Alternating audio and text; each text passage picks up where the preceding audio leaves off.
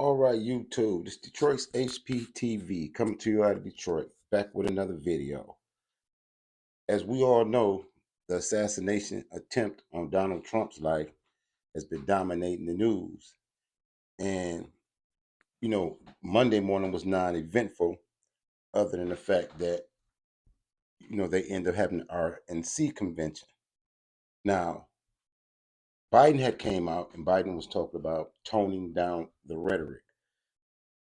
And even after everything that's been happening, you still have people saying they wish that the shooter had missed. You have people really celebrating an attempt on a man's life and forgetting the fact that a whole human being lost their life. It's crazy how you can have that much hostility and animosity toward a man you ain't never even met. Just the Democrats have told you things about him, have demonized him to the point to where you have to really be surprised at black people, because before he got into politics and was hanging with Mike Tyson and the rest of them and being in rap songs and taking Omarosa to the White House with him when giving Al Sharpton and Jesse Jackson money, all of a sudden he's the racist, but Jim Crow Joe, Crime Bill Joe, is your friend. Well, what we're finna see is Joe Biden's recent interview, and it's a lot different from his first statement when he came out talking about tone back the rhetoric. And they didn't understand how saying he was a Nazi and Hitler and a threat to democracy and he was going to put people in concentration camps and there was death squads. They didn't understand how any of that could create an atmosphere of hostility and violence. None of that dogma or rhetoric do they understand as being the most divisive and the most vitriol and radical of accusations to be hurled at him, that he was essentially a traitor and treasonous and he must be stopped. They are not acknowledging any of that. But what we're going to do is I want to show you this interview of Biden, and I want you to see how he handles this interview. And then I'm going to interject. This is for fair use under the 1976 Copyright Act, commentary, educational purposes, and the First Amendment. Check out how he responds to his latest interview. The president calling for unity, even as he presses on in his bid to defeat him. And Republicans gather to nominate and celebrate the man looking to reclaim the White House. This is an NBC News special. Live from the White House, here's Lester Holt. Good evening and welcome to our special coverage. We're live at the White House, where earlier today I sat down for an exclusive one-on-one interview with President Biden. During our conversation, the president called on all Americans to tone down the heated rhetoric in the wake of the assassination attempt on former President Trump at a rally over the weekend. But he also doubled down on staying in the presidential race himself, despite calls from within his party to step aside. Our interview comes as Republicans kick off the first night of their convention in Milwaukee, formally making Mr. Trump their nominee to be the next president. We'll have full coverage led by my colleague Savannah Guthrie from the convention center after our interview with the president. But earlier today, I started by asking President Biden about his phone call with Mr. Trump after the assassination attempt. Here's our unedited conversation in its entirety. Mr. President, thank you for sitting down with us. There's a lot to talk about. I'd like to start with the horrible events of last weekend. It has shocked a lot of Americans. A political rally, your opponent, Donald Trump, shot in the middle of greeting his supporters. You spoke to Mr. Trump afterward. Can you give me a sense of that conversation? Very cordial. I told him how concerned I was and wanted to make sure I knew how he was actually doing. He sounded good. He said he was fine. And he thanked me for calling him. I told him he was literally in the prayers of Jill and me. And I hope his whole family was weathering this. You were in Delaware when this happened. What was your first reaction? The first reaction was, my God, look, there's so much violence now, when we talk about it. I mean, the whole notion that there is this, there's no place at all for violence in politics in America. None. Zero. And we've reached a point where it's become too commonplace, not assassinations, but to talk about it. For example, the January 6th, the attack on the Capitol. Lester, I got in this race early on in 2020 for the 2020 race. I wasn't going to run again because I lost my son. I didn't feel it. And until I watched what happened in Charlottesville, Virginia. Those folks coming out of the woods with torches, carrying swastikas, singing the same Nazi bile, was accompanied by this Ku Klux Klan, and a young woman was killed. I want you to listen closely to Joe Biden as he goes off script and can't understand the temperature in the country. He's coming with more demonizing of Trump because they're analyzing the other side of the incident. You have so many TikTokers saying they wish that the shooter would have been successful. There's so much hatred on that side that it's emboldening Biden to come back with it. But I want to make this quick statement. When you see the fact that there are hundreds or over 100 million Americans that love Trump, and you have the Democrats and the liberals over there, they don't love Biden. They don't even love the party. They just don't like Trump so much. So you have all the hate over here really trying to compete with the love that Trump has from his supporters. You have to realize that their love for Trump makes them more powerful than the Democrats, whose whole unity and party is based on the hatred of Trump and the hatred of the conservatives. They can't win. This is why they don't understand what's going on. And when you see people saying they celebrate that a man was almost shot and almost lost his life, and they celebrate, they see nothing wrong with the evilness and the wickedness in their heart. They blinded by it, not understanding that the people over there that love that man are going to always have a stronger coalition than you guys on the left just merely are together based on the dislike and disdain for the other side. That's not a winning solution.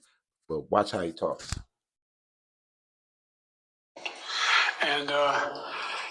And I was a bystander. And the then president, was asked, "What do you think?" He said, "They're very fine people on both sides." Not fine people on both sides. No excuse, zero. Well, let's talk about the conversation this has started, and it's really about language, what we say out loud, and the consequences of those. You called your opponent an existential threat on a call a week ago. You said it's time to put Trump in the bullseye. There's some dispute about the context, but I think you appreciate. I didn't say crosshairs. I was talking focus on. Look, the truth of the matter was, what I guess I was talking about at the time was, there's very little focus on Trump's agenda. Yeah, the term was bullseye. It was a mistake to use the word. I didn't say crosshairs. I meant bullseye. I meant focus on him. Focus on what he's doing. Focus on his policies. Focus on the number of lies he told in the debate. Focus. I mean, there's a whole range of things that, look, I'm not the guy that said, I want to be a dictator on day one. I'm not the guy that refused to accept the outcome of the election. I'm not the guy who said that one accept the outcome of this election automatically. You can't only love your country when you win. And so the focus was on what he's saying, and I mean, the idea. But have you taken a step back and done a little soul searching on things that you may have said that could incite people who are not balanced?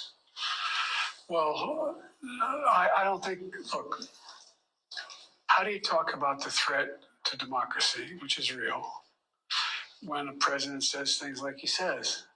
Do you just not say anything because it may incite somebody? Look, I'm not engaged in that rhetoric. Now, my opponent is engaged in that rhetoric. He talks about to be a bloodbath if he loses, talking about how he's going to. Here goes the lion misusing the bloodbath statement, still calling him a threat to democracy. So the other day, the reconciliation speech he had, that must have been fake. That was all talk because today he's back with the same rhetoric and propaganda that created the atmosphere for political violence. And you're starting to see, because I'm gonna show you another clip with Joy Reid. What they have picked up on is that there are a whole lot of people on the left who are celebratory about what happened with Trump. So that gives them a chance to come back out and see if they can put their narrative back out there and act like the assassination attempt didn't really change the name of the game.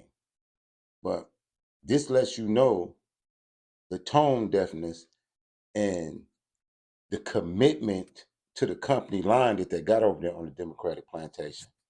I'm gonna let you listen. He just came out yesterday and said all these things about reconciliation, but right now he's back at the same old vitriol. Give all the actually, I guess, suspend the sentences of all those who were arrested and sentenced to go to jail because of what happened in the Capitol. I'm not out there making fun of, like, when remember the picture of Donald Trump when Nancy Pelosi's husband was hit with a hammer, talking about, joking about it. This doesn't sound like you're turning down the heat, though. You've talked about no. Look, when I'm turning down, we have to stop the whole notion that there are certain things that are contrary to our democracy that we're for. The idea of saying that I didn't win the election, when every court in the land, 120 appeals, said, including this conservative Supreme Court, said we won. The idea of having a loyalty pledge from all the folks who are in a Republican MAGA, not all Republicans, the MAGA Republicans, saying that no, we lost the election, inflaming the people and say, So what can you and what will you do, at least things you can control to lower down the temperature, the rhetoric out there? 3 years ago, I got locked up on some bogus felony charges and lost everything. I lost my car, my job, my... Continue to talk about the things that matter to the American public. It matters whether or not you accept the outcome of elections. It matters whether or not you, for example, talk about how you're going to deal with the border instead of talking about people as being vermin and all. Those things matter. That's the kind of language that is inflammatory. Mr. President, you've been in politics a very long time, so let's speak frankly. We're all adults here. Has this shooting changed the trajectory of this race? I don't know, and you don't know either. I don't know, but have you something you've given thought to? No, I've thought less about the trajectory of the case than two things. One, what his health is, that must secure, number one. And number two, what happens from here on in terms of the kind of coverage that the president and vice president and former president and new vice president get in terms of, look, I've never seen this. I'm going to put the whole speech in there, but it's pretty much the same with Joe Biden really upping the ante and doubling down since the assassination attempt. Now, why would they really do that other than the fact that they have become emboldened even more? When you look at all the TikTok memes and all the it was staged and it was fake, they really want to push the conservatives to a level of response And they do that merely because they know the average person who's saying they wish the president had lost his life don't understand the ramifications of their own rhetoric. You know what I mean? When people post, people are actually looking at that. You know, and I've heard some bold podcasters, and they talk bad and they was talking tough, but they ain't never did nothing. They're not known for that. They known for rapping. They known for singing. They not known for going to war. They're not known for any type of conflict resolution when it comes to the ends of politics. But they talking as if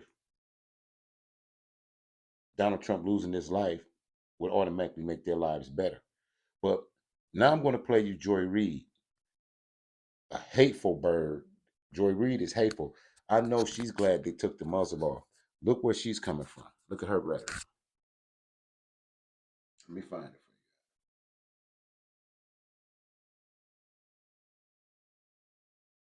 For you, this is a scary pick. It's my view more dangerous.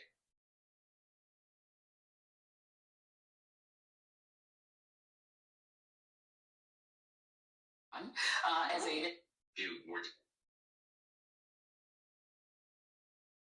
I told you the Democrats, they love to use a black woman so they could play the race card and the woman card. And they allow them to be the most vile so that if there is some type of retaliation or response, it will only be like the churches and the grocery stores that already be attacked when some lunatic writes a manifesto and goes off. You know, black women, they complained when the Asian women that were unalived at the massage parlor in Georgia, and the Asian got the Asian crime bill, and then only a few months later, 8 elderly and up in age black women lost their lives to another gunman at a market, and they still got no crime bill, and they still step out there in defense of the Democratic Party, who is only using them as tools and pawns to destroy the rest of their community, to destroy their husbands, their sons, their daughters, their children, and their community for benefits within their administration, their politics, their aristocracy, and to be an elite better than the rest of your people, a gatekeeper and an overseer. And this is their chief one. And I want you to listen to how Joy Reid talks. Dangerous for the country if he's vice president. It's a risky pick for Trump because I do think it's not obviously as politically smart as pick. Since the assassination attempt of Trump on Saturday, that obviously is going to loom large, not only in this news cycle and in this election, but in American history. As we are now a couple of days out from that, do you feel like the conversation around that is getting more responsible, less responsible, if it's moving on in any constructive way? I mean, I think it depends on what audience. Obviously, there's still, a lot of like conspiracy theories, a lot of doubt, a lot of things that are going on sort of in the ether, sort of around what happened. But I have to say that, I actually experienced that breaking news while I was at a wonderful thing called BlurredCon. It's the Black nerds, of which I am one. I like to think of myself as their princess. So I'm at BlurredCon, when we were just like chilling, like going to one of the food trucks and doing that. And that's when it started to pop into everybody's phones. Yeah. And so I had a chance to actually talk to a lot of people in real time and to get sort of people's first instant reaction. And then of course, more reactions have been coming in, both the, I always talk about whether it's the official people or the civilians, and whether it's civilians or officials. And then on top of it, then the news today out of Miami about, what Judge Aileen Cannon did. I will say that the kind of universal kind of reaction that I'm getting, whether it's civilians or, professionals, is really a deep concern and lack of confidence in not us at this table or us at MSNBC, but us as the media writ large. And a fear that what's going to happen now is that the Republican Party will do what they do. They're in the middle of a campaign. The convention started today, but the media will acquiesce to trying to convince people that the things they've been experiencing for the last 5-6 years didn't happen. That the greatest purveyor and promoter of political violence, really, since anyone can remember, since George Wallace, I think, that we just haven't experienced that kind of open, sort of citing or sort of incitement of violence or sort of luxuriating in the idea. I want you to think about what she just said, comparing Donald Trump to George Wallace. George Wallace was the man that turned the water hoses and let the German Shepherd dogs loose on the civil rights marchers. That's who George Wallace was. She has been comparing Trump to Hitler, a Nazi. Now she slides in George Wallace, and she's on this black thing because the average black person knows that George Wallace is that one who's famous for being on the bridge in the march of Martin Luther King and during the civil rights era, actually released German shepherds and beat the marchers with billy clubs. It's one of the most violent scenes in the civil rights lexicon of history. So she compares them now to George Wallace. But I'm going to let you continue to listen to her. It's just not something we're used to anymore in American politics. And then we had to get used to that being a thing. And people are concerned and expressing concern that we won't be the guardians of memory. And that we will allow Donald Trump, as he is, bathed in the glory and grandeur of his party, to rewrite himself as both a hero and a victim, that people who are the most vulnerable to not just the things he's done, but the things he's promising to do, and that will then happen without a guardian saying, wait, stop. And then the media will acquiesce to this rewrite. And the people that I've been talking to don't accept the rewrite. They still remember that this person said, get him out, I'll pay your legal fees. They still remember that Republicans like Marjorie Taylor Greene did ads where they had long guns and were firing at pictures of Nancy Pelosi and have been promoting the idea that the Democrats, the left, the liberals, it'll be peaceful, said the Heritage Foundation leader, if the left allows it. People haven't forgotten those threats, and they don't want us to forget them either. And at the same time, Donald Trump, for all the using the idea of victimization as a political trope, he is legitimately the victim of this. See, Rachel Maddow, white lady, she got to clean it up and stop Joy Reid, because Joy Reid is on one. Now, she has to actually tell her, now, he is an actual victim of gun violence. Now, you demonizing him, you saying these things, but this man is an actual victim.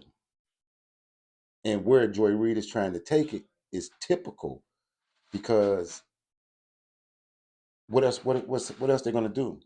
So they're doubling down. But just a day ago, Biden was talking about reconciliation and turning it down. But that was a smokescreen to feel the temperature of the masses of people. So they have enough people that they figure are listening to them and are Trump deranged and hate Trump so much they want to see him hurt. They feel it's enough for them to come out and continue with their same other narrative, because they had no other policies other than abortion and Trump bad. So if they can't say Trump bad, they didn't tell the people nothing on that other side. On the other side, they only ran on Trump is so bad, so vote for us. Attempt. And I was, looking back at history, looking at previous political violence in our country, and all of the presidential candidates and indeed presidents who have been shot at. And we've had 4 presidents assassinated. We've had an incredible history of political violence in this country. But one thing that's true over time, when you look back at that whole string, going all the way back to the 1800s, is that the motive of the person committing the violence is never relevant. Very true. The act of violence itself ends politics, turns it over into crime, and makes the views and the motivations of the shooter irrelevant.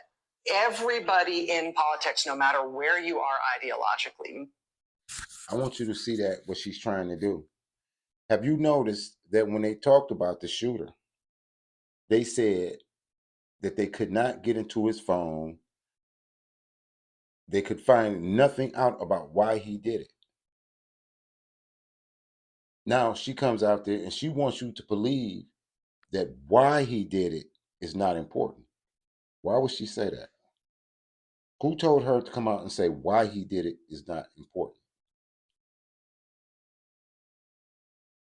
Why are they doubling down? I mean, what else was they? That party was running on Trump is bad, the orange man bad. So why is it so important for them to cover up why he did it? Because the first thing they found out is that at one point in time he was a registered Republican. They found that out immediately. They found that out quicker than they found out any of the other information that they was looking for about him, but they found that out. So why is it such a cover up about why he did it? Let's just some more. Must unite around the idea that violence is unacceptable. Absolutely. And it's unacceptable both when it comes to targeted stuff like this, but it's also unacceptable when you try to incite that as a way of getting things that you want that you can't get through political means. So it's true in terms of violent rhetoric. It's true in violence orientation toward the idea of confrontation with your fellow Americans. And of course, it's true in the case of some sort of insane event like we saw on Saturday in Pennsylvania. And I just feel like it's a very, obviously we're all very grateful that President Trump was not more seriously hurt. We are all absolutely shattered by the fact that somebody was killed. People were put in the hospital very seriously hurt. But I am hoping that the one positive thing that can come out of this is some sobriety around the idea of violence in politics being no freaking joke. And nothing that anybody should play with ever. Yeah. And you're right, you can't be ahistorical about it. And we do need to think of it as a spectrum while being completely real about the risks of this to everybody. Violence, among everything else, is very unpredictable. Once it's part of your political system, you never know which direction it's going to go. Yeah. Nobody can harness it in one direction only. It just doesn't work that way. Yeah, and if I could just very quick, I don't want to monopolize the time, but the one time I've ever been afraid doing this job, honestly, was in 2016 in Cleveland, when men, because it's an open carry state, Ohio, were pacing in front of our position with long guns, with AR-15s, in a way to menace us. As we were in our outdoor positions, they felt that they needed to send a message to us visually with their firearms. And I think about the people who tried to vote in Arizona when men with long guns were standing outside of those polling places to send them a message. You don't vote the right way. I'm here with this gun. And so the idea of political violence that we've been nursing really since then is so dangerous. Yeah. It's so dangerous that you cannot avoid the consequences of it, even if you're one of the people promoting it. No, that's right. And the political system collapses under the threat of violence. Absolutely. Because that is the end of politics. You hear her double talk when she was talking about when she was at the place and they had the long guns. She said that you can't escape violence, and even if you're the one promoting it, she's still trying to blame Trump. She's still switching the narrative. It's insane that these Democrats and over on the left, they locked in on a position that they can't win in. You cannot win just based on your hatred against a whole nother oppositional side that's based on them loving and following somebody. They're going to always be more powerful than you. The Elon Musk is going to be more powerful than the Soros that's backing you guys. You're fighting against a goodness of humanity when you are demonstrating the wickedness and the most evil aspects of it and don't even see it. It's like you're blind. When you see the people and they consistently saying they wish this man had lost his life, they don't even know him personally. That's just, they don't even realize how evil that is to wish that upon somebody you don't even know. They wear it proudly. Like I seen people like Willie D, they proud to have that type of strong animosity and feeling towards an individual they never met. So I'm gonna let you listen to some more. From the beginning, just of the use of force. I didn't know if we were going to be this real, but as long as we're going there, I'll say this. I've worked on a half a dozen campaigns, and I've never needed any sort of security from the other side. I mean, I worked on Republican campaigns, and I was never under any threat, verbal or physical, from any of the opposing campaigns. Since I've had this job covering the Trump movement, everyone that goes to rallies from every news organization has security. Most people who are in the public arena rely on security to protect their families. In a post-Paul Pelosi moment, you thought some circuit might trip and break. It didn't. They mocked him. They made fun of him and the circumstances around his attack. In a post-Gabby Giffords America, you thought we might have a real conversation. In a post-Steve Scalise. And nothing. As you can see, they doubling down with the same violent rhetoric. They just switching it, but it's the same talking points. Only even more nefarious because in the back of their mind, they've been given the okay to do it. So tell me what you think about this in the comments about them doubling down on the violence. This is Detroit's HPTV saying to you out of Detroit. Support Detroit's Black Thought and Ash Collective, the nonprofit in Detroit. Keep your head on the swivel and salute to all patriots. Peace.